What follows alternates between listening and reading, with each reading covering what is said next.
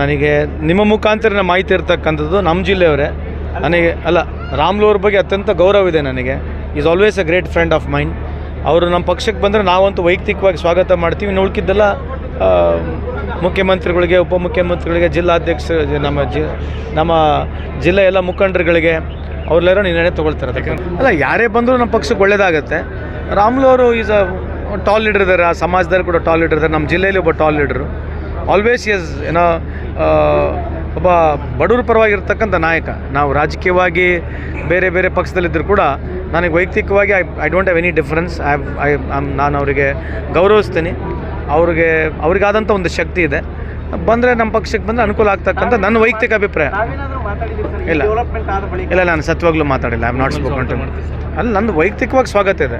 ಅಲ್ಲಿರ್ತಕ್ಕಂಥ ಎಲ್ಲ ಜಿಲ್ಲೆ ಮುಖಂಡರುಗಳು, ಅಲ್ಲಿರ್ತಕ್ಕಂಥ ನಮ್ಮ ಜಿಲ್ಲೆ ಉಸ್ತುವಾರಿ ಸಚಿವರು ಜಮೀರ್ ಅಹಮದ್ ಖಾನ್ ಇದ್ದಾರೆ, ಅಲ್ಲೆಲ್ಲ ನಮ್ಮ ಜಿಲ್ಲೆಯ ಶಾಸಕರಿದ್ದಾರೆ. ಅವ್ರ ಜೊತೆ ಮಾತನಾಡಿ ನಮ್ಮ ಹೈಕಮಾಂಡ್ ಏನು ನಿರ್ಣಯ ಮಾಡುತ್ತೆ ಅದು ಅವ್ರಿಗೆ ಬಿಟ್ಟಿರ್ತಕ್ಕಂಥದ್ದು. ನನ್ನ ವೈಯಕ್ತಿಕ ನೀವು ಕೇಳ್ತಾ ಇದ್ದರೆ I am welcoming with open hearted.